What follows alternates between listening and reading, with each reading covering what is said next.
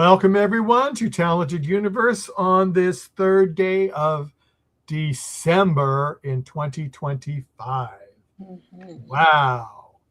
But I'm going to introduce my co-host first before I introduce our special guest for this evening. Marcia, how are you doing? Hi, I'm doing great. Yeah, December, end of the year, 2026. Oh my gosh. I keep saying, okay, where's my flying car? I want it next year. Yes, you and a bunch of us too. Liz, are you still waiting for the flying car? No, I'm not waiting for the flying car because my Christmas switch is now 100% flipped on, and that's all I'm focused on at the moment is Christmas, decorating, gifts, the whole bit. All that fun stuff. Well, I can Yep. understand that. But tonight we have our guest is Theo Rosenfeld. Theo, how are you doing this fabulous evening? Hey everyone, happy to be here. I think for Christmas for me, I still want a Nintendo Wii. I don't know if they still Oh, make those. But they are so fun. I got those for my kids when they were younger. Those are fun. Well, are they still using it, Liz? No, actually, they're not. I think I wound up giving it to my oldest son. I don't even think he's using it at the moment. Oh, shame on him. Yeah, that's not good. But anyway, so my first question to you, Theo, how did you get started into acting, and then how did you get into verticals? yeah, so I started acting in high school, and my friend essentially convinced me to audition for a play with him, kind of not as a joke, but just like, haha, do A it. dare? Yeah, a dare almost. And lo and behold, I audition, and the next day I see my name on the cast list for a production of Our Country's Good. It's kind of a very serious play. So after that, it was all uphill from there. I went to Berkeley for acting and to study media, and pretty much I graduated during the pandemic. I always knew I wanted to work in entertainment, but because there were no jobs, I was just like, well, Yeah, there you go. why don't I do the most fun job, which is acting? And for verticals, about a year ago, maybe it was more a year and a half ago, I I auditioned for a very sort of small role, vertical, but it was the first one I'd done, and it was kind of like an assistant type role. And I was talking to a guy, and it's the first time I've experienced something like this. And he's like, "Oh yeah, not a lot of people know about this." And so I did it, and I was like, "Oh, that's pretty fun." And then lo and behold, here we are now, where it's like a huge thing. And yeah, I just kind of kept, via connections or other people getting involved with verticals, obviously auditioning for some of them. There's one of them actually, the Lost Heiress one, which was one of my most fun ones. I was on a trip at a time, and my agent called me and was like, "Yeah, you have to audition for this," because I was like, "Oh God!" So I quickly threw something together, and luckily I got cast, and had a great time on set for that one. But yeah, I think it's interesting to watch it evolve over time, because I feel like you work with so many different crews, different people, and different types of verticals too. So Well, that is true. And we do have someone in the chat room that just says hi. hi. Abigail Davidic, I never say her name right, says hi. So that's cool. Now, after you did your first one, and you told your friends what you did, Mhm. your parents, whatever, and did they give you a funny look and not know what the heck you were talking about? And if they did, how did you explain to them what you did?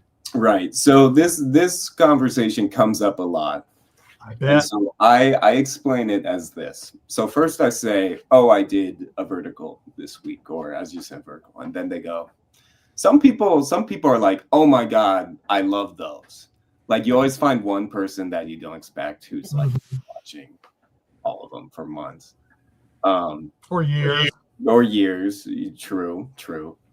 But usually I describe it as, well, it's a movie, but shot vertically instead of horizontally for phone. And I used to describe them as kind of soap operas, but I think recently they've kind of evolved past just that genre. So that's definitely how I initially described them, though, as I'm like, it's like a vertical soap opera in a way. Yeah, and now they are evolving, which is great. How many have you done so far? So I just did one this past week, but I think it's around 10 to 12, I think. But it's various different sizes of roles, types of roles. That's one thing I really love about verticals, is like you get to show up on set and do, for the most part, a completely different thing each time. At least I've been lucky enough to do that, you know. I played everything from a billionaire to like a shop clerk to a stupid college student. This last one I did, which will come out on Drama Wave, which is called, let me remember real quick. Unless they change it. Yeah, unless they change it, which they do often. Sometimes I find out on my IMDb. I'm like, oh, okay, I guess that's what it's called now, which is great, you know.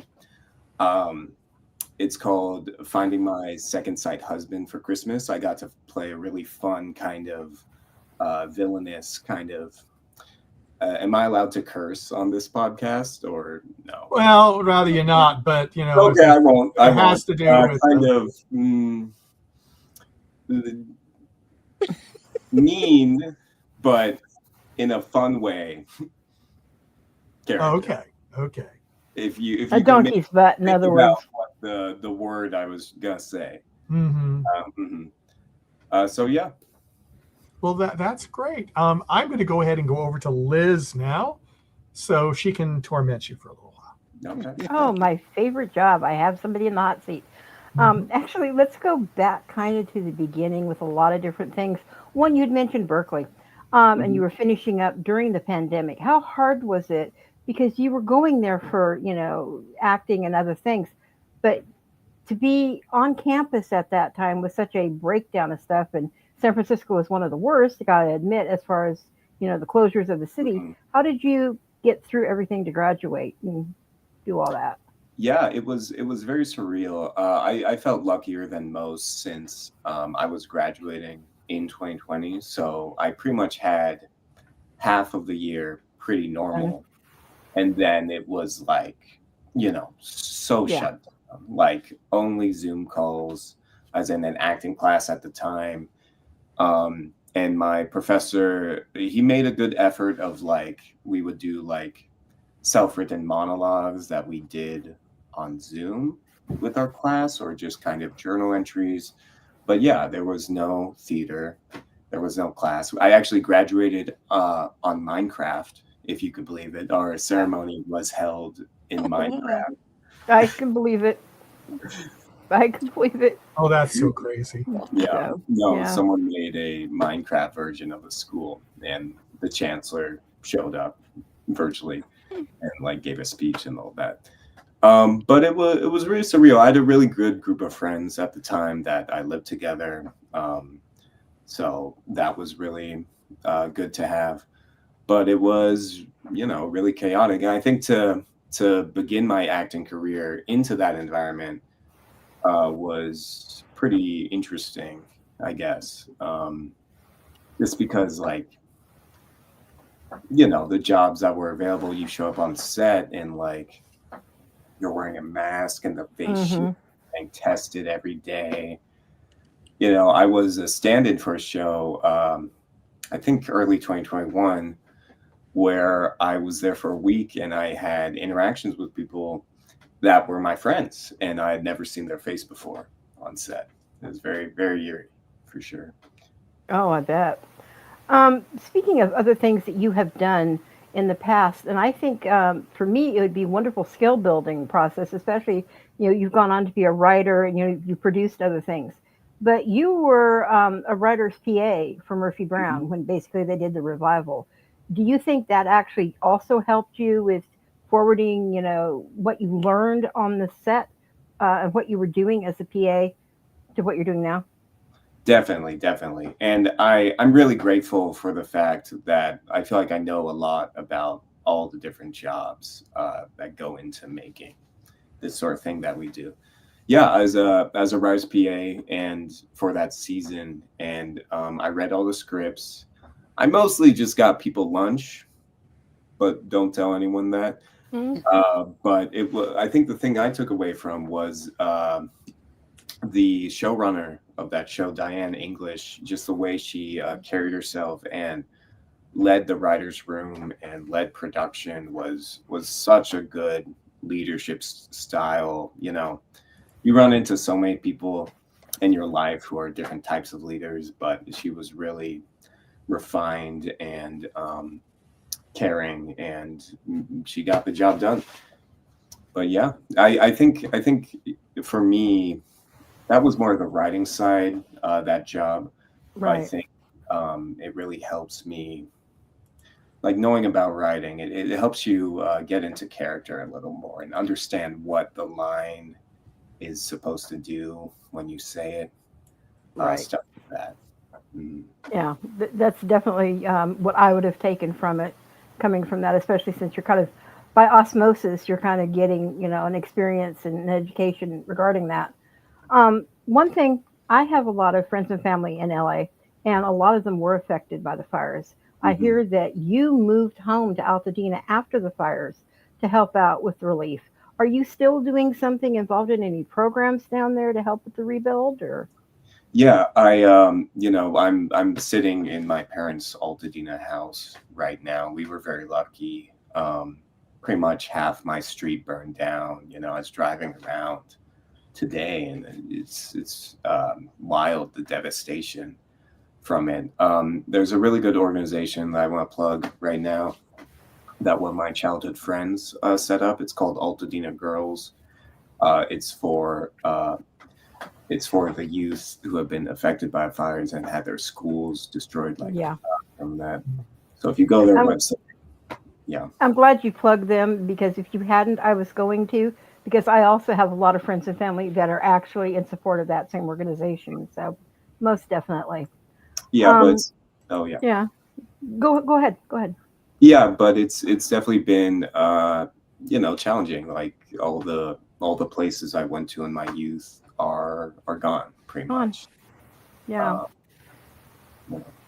And that, I think that's one of the hardest things, because even some classic places are no longer there. That we have been intrinsically, we know they're there.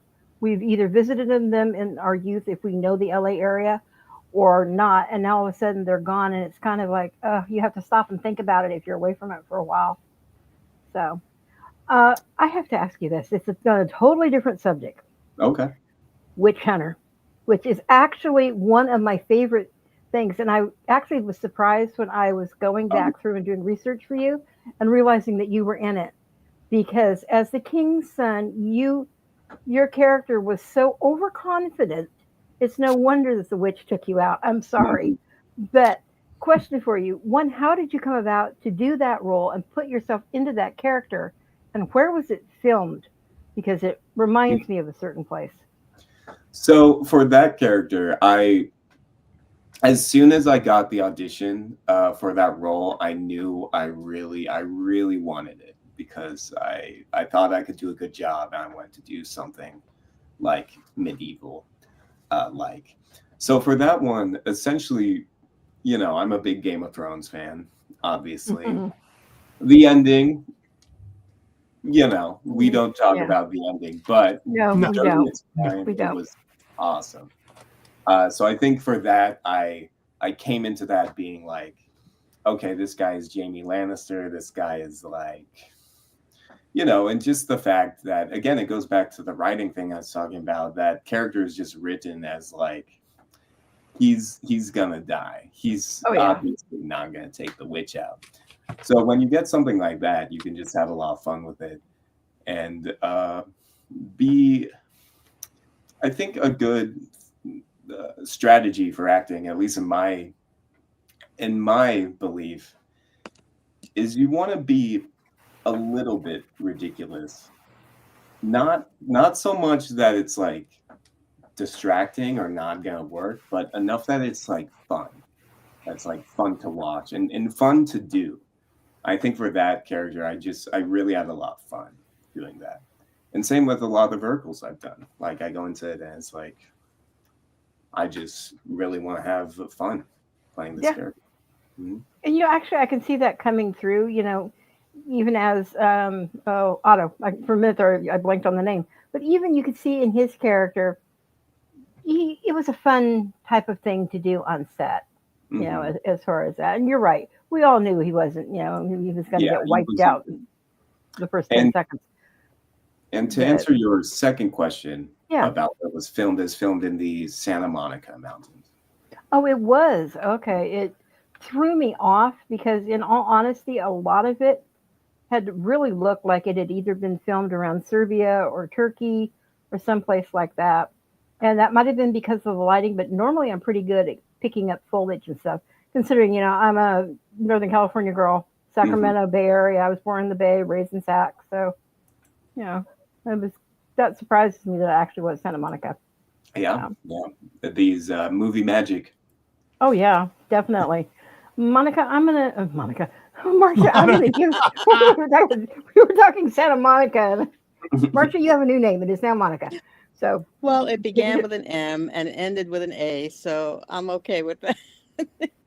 But so Theo, your one of the ways to get in touch with you on social media is Syncing Buddies, which is kind of whimsical to me. But what is Syncing Buddies? Can tell me about that? Yeah, so Syncing Buddies is a online sketch group that I started with a couple of friends, and you could go on there, see some of the sketches we have. The name Syncing Buddies is a play on Drinking Buddies, except we're sinking. And the logo is a little like animal, an inflatable. Yes. So, yeah, but that's just a fun thing that me and my friends decided to start because in college I had done sketch comedy. I founded a sketch team at Berkeley, Bootleg. So I think we wanted an outlet to continue doing that and producing our own content. It seems like almost you have an affinity for some water type things. Your T-shirt is that a? Oh yeah, this is a catfish, which says I'm a catfish on it. Yeah.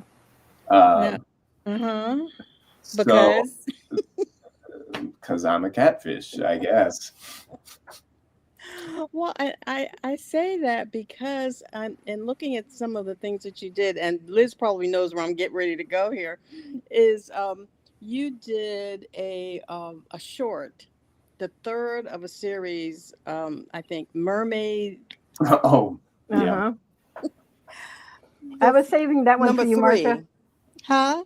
I was saving that one specifically for you. I appreciate that because I have an affinity for mermaids. I created a mermaid for more happy times, but it kind of bugs me with the mermaids that are always vicious. But that was a really interesting short series of short horror films. And how did you get involved with that series? Because it's quite popular, actually, millions of views. So I had worked with Alex Magna, the director and owner of that channel before, and a while ago, I had shown him something a couple 3 years ago, I think, and it just never lined up. Our schedules never lined up, but eventually I did do one with him called Hookman, based on the classic Hookman myth. And recently, I saw it pop up. He always goes around, he's always making these horror shorts. And I was like, I want to get some more horror stuff in my resume because you know, I have done a couple of horror movies at this point. Yes. So it's something I'm interested in. And that one, it just came together. The person who played the mermaid, I'd actually worked with her before on a different YouTube channel. So that's a fun set. We were in the pool at nighttime, which, you know, can get cold, but I think the end product was worth it for sure. So horror. I often, some people like to be in horror films. A lot of people, like Liz, like to watch horror. Horror is not particularly my genre of choice. And it seems like you said that you wanted to do more horror on your resume. You wanted to do more horror. Is why? See, that's a good question. So when I was little, I hated horror movies. I could not watch a horror movie. I was very squeamish. I hated zombies the most. I could not watch anything related to zombies at all. But, you know, I'm out here in LA for a while, and eventually you end up doing a horror movie. And it's different watching from being in one. Because I think there's a level of camp surrounding doing a horror movie, at least the ones I've been in. That's very fun. You know, if you get your head smashed in, or like you have to run down the hallway. Like, these are all like fun activities to do as an actor, and challenging scenes that can be really fun. So as an actor, you get to do things that hopefully you would never be involved in real life. Yeah, hopefully. I mean, I don't want to get chased by a murderer in real life at all. You know, and I can see a little bit of dark humor in The Mermaid 3 because, well, she's smiling, and so I'm wondering what's going on in her mind, as well as it's interesting because we don't see any blood.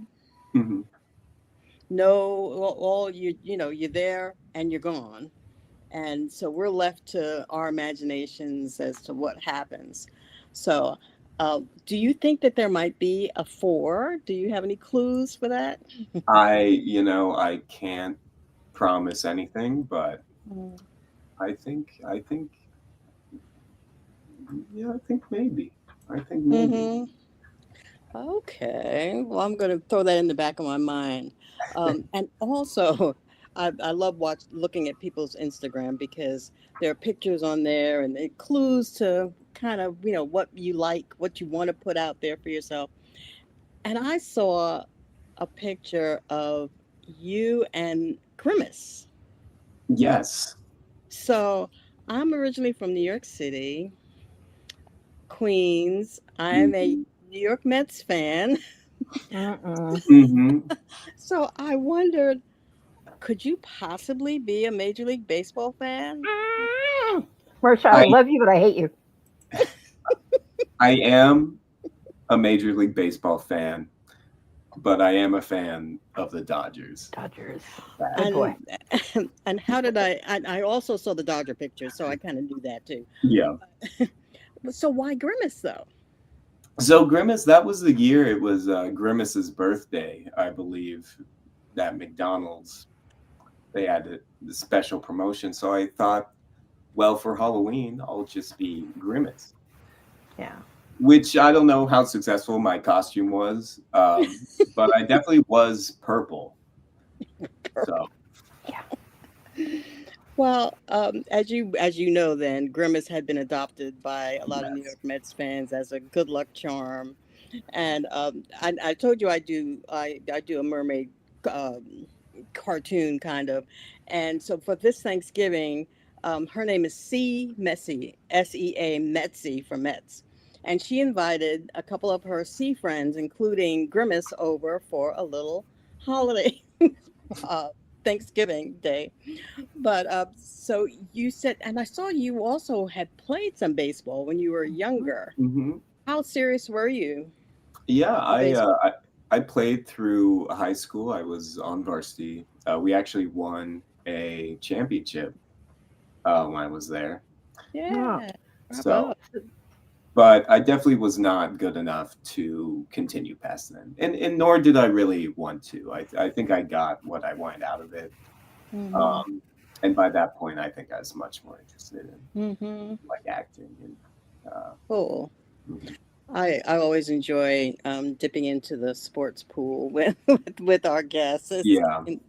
It I can. no, it's very fun. I mean, I miss it sometimes. Me and my friends sometimes go to Mhm. the batting cages, uh, and I watch a lot of baseball. I actually went to a World Series game this year. I was gonna ask Yeah. you I what did go. World Unfortunately, Series. I went to the one where the Dodgers lost by 5 runs, I believe. But Oh, Wow. You picked one, huh? I picked one of them. You never know what's gonna happen. Oh my gosh, what a fantastic series it Yeah, was, though. it really was. I it was amazing. So, yeah, and going back to your sketch comedy, Paper Cuts was also was a Yes. yeah, that's another whimsical kind of Yeah, that was a so I've that's a Fringe Fest production, and I've yes. done a couple of things with Fringe Fest, that Paper Cuts production, and then I actually directed my own show with my friend Ben, Hmm. called Flight of the Penguin, I and was that gonna, yes, that sounded intriguing. It was a real life story yeah based that on a one. real, yeah. Mhm. Hmm. There's this guy named Andre in Sweden who in the early 1900s decided it would be a good idea to fly to the North Pole in a hot air balloon. And then obviously he crashed Yeah. and everyone died. So that play was sort of a satire piece about that event Hmm. and how it sort of is relevant to things going on today and like types of people, but definitely also a comedy piece. Um, Ah. yeah. And when you talk about comedy, I notice in at least several of your roles, there's an, if not overt, underlying comedy sense in your demeanor sometimes. You mentioned the Lost Heiress of Kingston High. Hmm. I remember when the three brothers first appeared. You know, they make them different but kind of the same. And Hmm. I that role for you, Zane, I think was your role. Yes. How was that for you? It sounds like that was fun. Yeah. So Zane was really fun for me. Mm. Some of the other actors on set kept saying like, "Oh, I think Theo likes being Zane," and I did because I think that role. I think that's a role that on the page doesn't. It has stuff to go on, but I really wanted to make it something. So for Zane, I'm like, he's trying to find his sister. Like, what's going on? And then I realized, oh, he's an anime character. He's like oh, Yakami from Death Note. Excellent. So if you rewatch that series, Lost Heiress, you'll notice at points I'm like doing anime poses like during, yeah. Yes. and Oh that's my where that's gosh. from. And I think the DP at one point like kind of like realized what I was doing. But yeah, that's definitely intentional. I think with verticals, what's important for me is to Hmm. match the tone of the script and what's going on. Especially Hmm. Lost Heiress, it's a little more lighthearted. It's not as serious. So you want to make it fun, um, Hmm. and it makes it more fun for me to play something like that. You know what Hmm. I mean? Mhm. When you added those little touches yourself, Yeah. that had to make it a little bit more fun for you too. Oh, definitely. I mean, it would have been fun regardless. But I Mhm. think that's the exciting thing about being an actor. That's the work that goes into it. Is you get the role on the page, and then you get to create something. Yeah, give it a little backstory, give it a little juice. Yeah. So in order to put anime in there, you must like anime, I'm thinking. Well, so here's the thing, is I kind of like anime. I would not say I'm an anime head. Like, my friends have tried to get me to watch so many different series, and I always watch like half of it and then give up. I don't know what it is, but I think even so, it still has influenced me a lot. I really like Dragon Ball Z. If I'd say one, and obviously, and Zane was pulled from. A lot of my mannerisms were pulled from Death Note because I was like, because I just glommed onto it because, like, I think the audition scene was the scene where they're like in the auditorium trying to figure out if she's our sister or not. Yeah, she's got the bracelet. Yeah.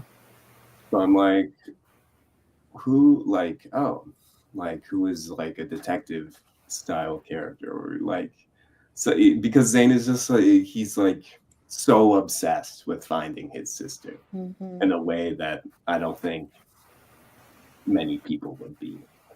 So I'm like, so I put 2 and 2 together and kind of pulled some stuff from Light in that series in Death Note for Zane. Well, I'm going to go to Michael, but I'm going to take at least one of those 7 car keys that you gave her. Hey, I wish I got to keep one of those. Let me tell you. Okay, Michael. Okay. Yeah, I just wanted to throw this up before I'm going to go to Liz.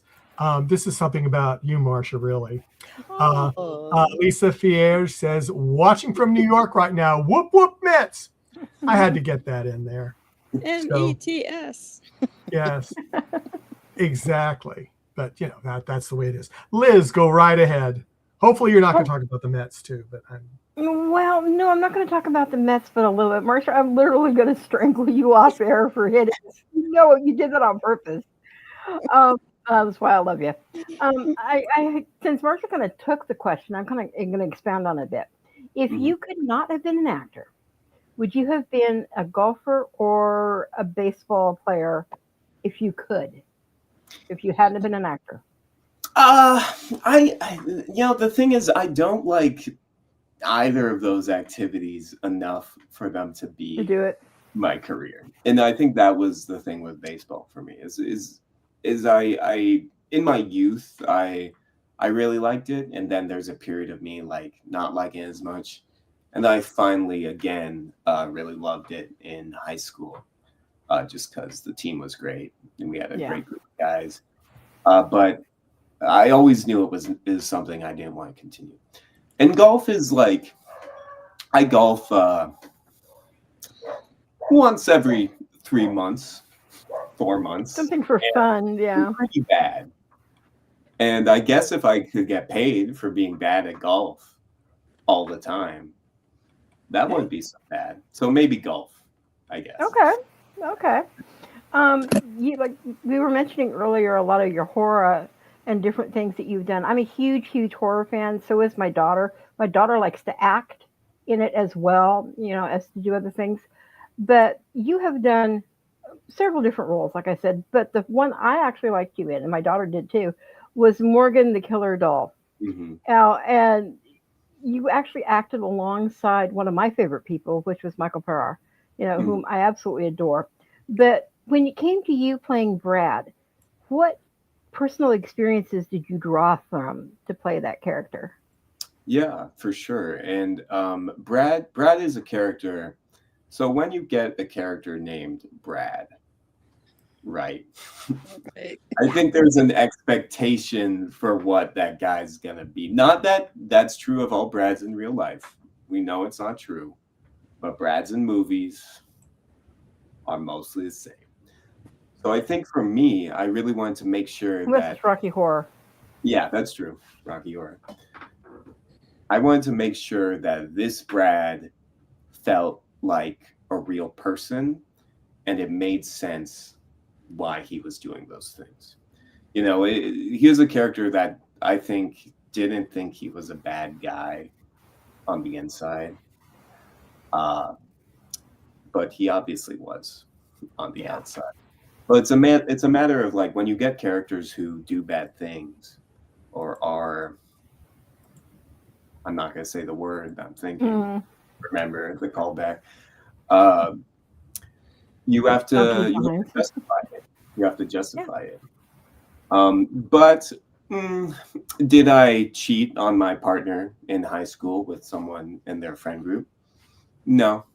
Did I call someone and tell them to kill themselves in my Tesla?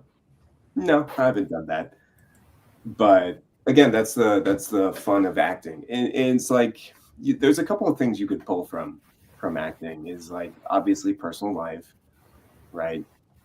And then we talked about me pulling from Death Note with Zane, so you can watch our stuff. And then you could kind of think about like other people you've met, or like types of people, or movies, or anything, honestly. So Brad, I think Brad was me because parts of Brad that were me were like some of the humor as we got into earlier. But I would not say I'm similar to Brad in real life. Oh, I wouldn't have assumed that. I was just saying, you know, different parts. What have you seen? Like you had just said, you see that some of these roles on movies or television, you know of certain people, even from the news media, you get it, you know.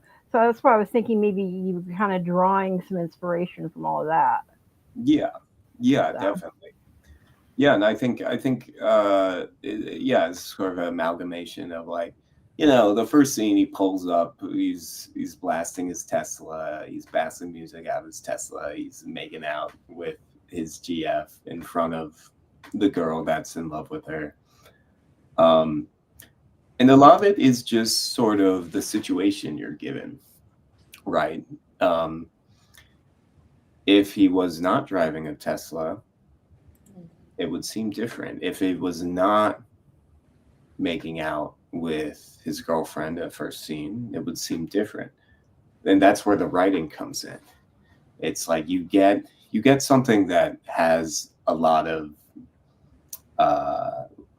it's like one of those like, oh man, what are they called? Connect the dots type thing, where you get the dots, but then you get to connect them however you want.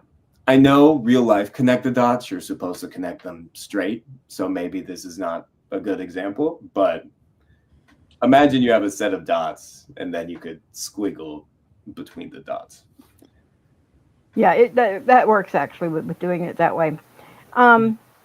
I know that Hamlet is one of your favorite musicals and on-stage productions. Have you ever thought of trying out for Hamlet on Broadway? On Broadway, I mean, it'd be an honor. I did do a production of Hamlet in Berkeley. It was like right before the pandemic, and I still view that as one of my favorite roles I've done. And yes, I think at some point I would love to play Hamlet again. I think traditionally Hamlet is usually like a 30-something-year-old man. So about that, yeah. You know, got some time. Hopefully. Yeah, you got quite a bit of time. Yeah. So, but yes, no, I love playing that character, and I had a professor, a acting professor, who always said that anyone could play Hamlet, and I think what he meant by that is that role is a role that we're talking about, like how you pull from different things as an actor. That role is pretty much like, okay, I am Theo, but I'm also Hamlet. You know, were you to play Hamlet, it would be like it's really yourself. You really bring your whole self to that role, I feel like. Exactly. And it feels so different for every single person that plays it because of that reason, I think. Well, I think every single person that plays it, like you just said, brings a different feel to it. So the audience not only is going to be getting a different feel watching it, and also the person playing it is not just playing, okay, we know Shakespeare and Hamlet, the basic, Hmm. but it's so different for everybody else and how they interpret it, and now how the audience interprets it, following that person's interpretation. So, yeah. You have traveled a lot, and I know you were just in Portugal not too long ago. That's What true. was your favorite experience that you found in Portugal? So in Portugal, I went there with a friend, and I think my favorite experience, Portugal is all about the wine, the food, and just hanging out, having a great time. The very last day, I was by the river in Porto, drinking a cup of wine, eating some cheeses, watching the sunset. It was perfect. Um, Also, I went to the Douro Wine Valley, and that was amazing. Some of the best wine I've ever drinking. But yeah, great people, great vibes in Portugal. Highly recommend. That's one of the things that are actually on my bucket list at some point is to do that. My nephew has traveled all throughout that, and he has the same experience you did. He massive wine drinker to the taste and the quality, and he likes just to to experience it. And he said the same thing. Now, what country or place would you like to either go and film at or visit just in general that you have not been in yet? Hmm. Um, Two places. The first is New Zealand, and part of that may just be because I'm getting flooded with New Zealand ads on TikTok. Yeah. Uh, but I think that'd be a beautiful place. Taika Waititi is from New Zealand. He's one of my favorite filmmakers. So would love to visit and or film there. The second place I'd love to go is China. And it's not just because a bunch of verticals film in China.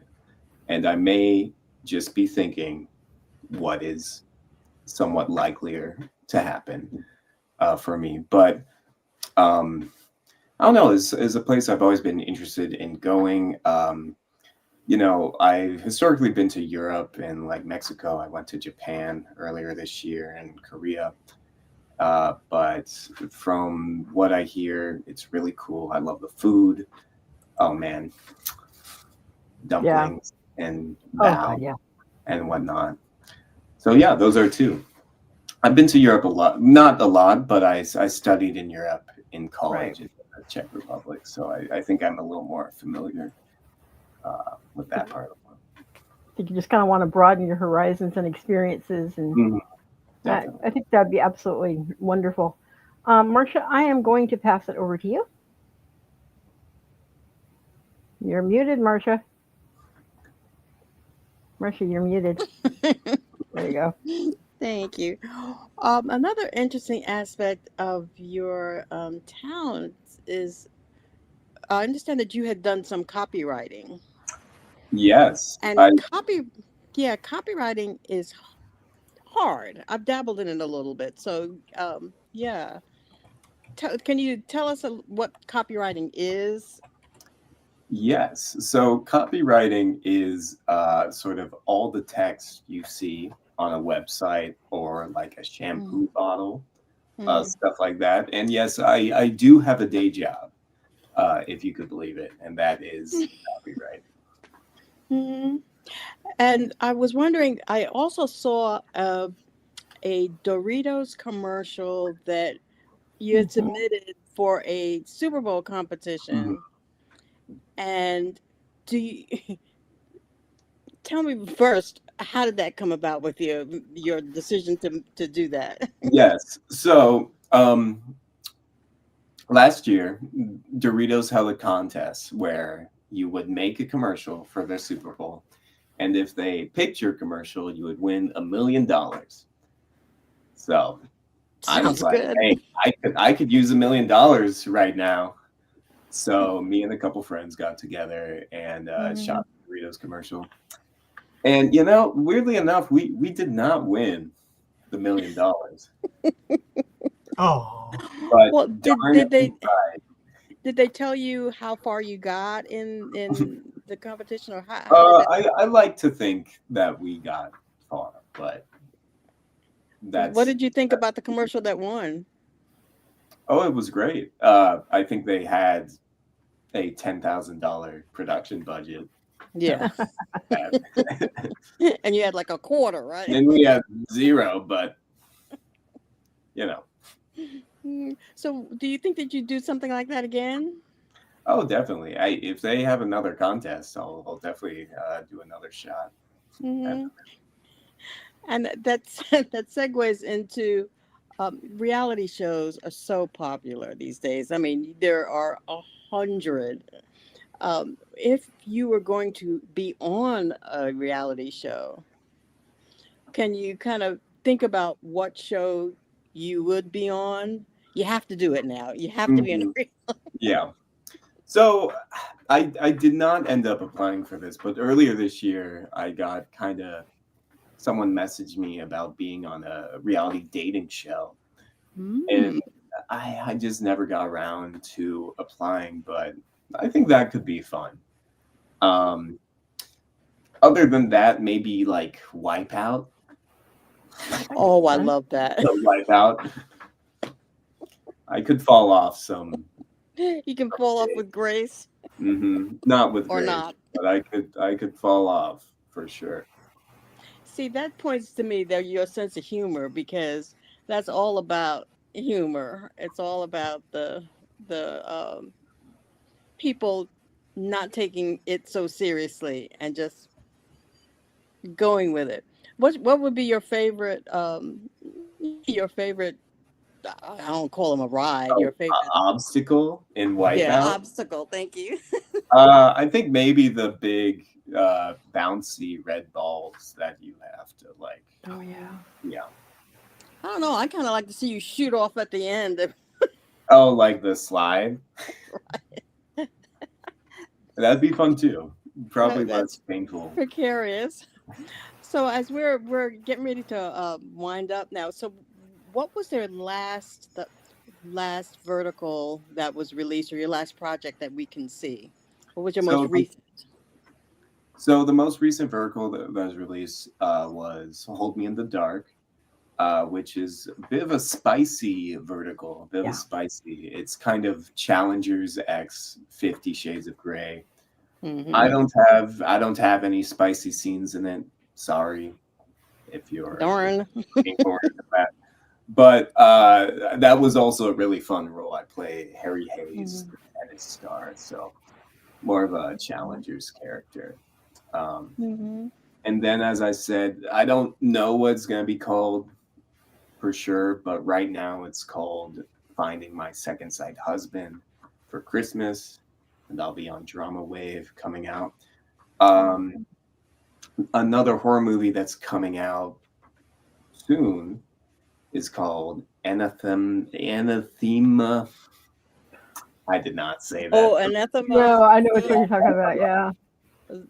That is a second Killer Doll movie, not related to the first Killer Doll movie, but indeed there will be a Killer Doll in it. And yeah, that'll be coming out soon. All right. Well, thank you for joining us. I've learned a lot about you happily, and looking forward to seeing what you do next. Michael.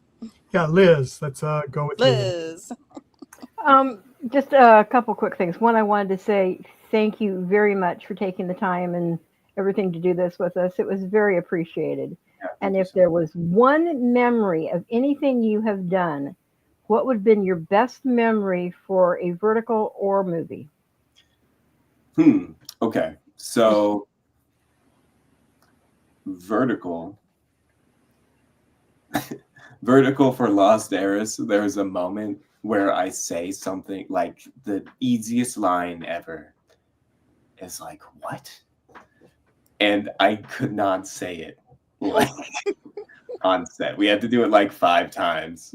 And the director came over and was like, Theo, are you okay? Like, are you going to be okay? So that's fun. As in Lost Heiress, the scene at the prom. I think the line was, what now? Yeah, I think it was. Yeah. Yep. what now? That was like take 10 of that. So that was really fun. And that's like at 3 a.m. Like everyone's dead. Yeah, But I was gonna say that had to have been a long shoot.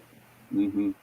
That was a fun set because everyone's like, we're all friends on that set. Everyone's laughing. Yeah.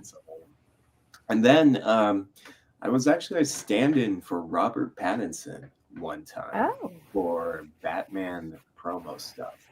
And there was a moment where I was standing right next to him, but I was too afraid to say anything. Come on, we all know he got killed in the Goblet of Fire, so you should have been able to talk to him just fine. Yeah. But next time. Next time. Next time. So, Michael? And thank you again. And is there anything else that you wanted to bring up that we have not brought up? Mm-hmm. No, I always talk about I have a pet desert tortoise named Otto von Turtlemark. Oh, I love that. Yeah. So, How old is it? It's like 40. It's wow. Like 40. Yeah. Was that the picture you had on your Instagram? Yeah, I believe he appeared. Yeah, huge, right? Yeah, he's big. Did you see San Francisco just lost? The San Francisco Zoo just lost the oldest. I think it was Grandma. They just lost. So she was 180, something like that. Yeah, I fully expect him to outlive me, perhaps. Oh, yeah. That is kind of wild.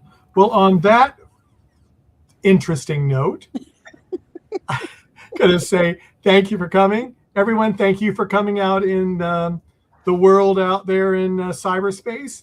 We appreciate you coming, the ones that came on live and decided to be quiet.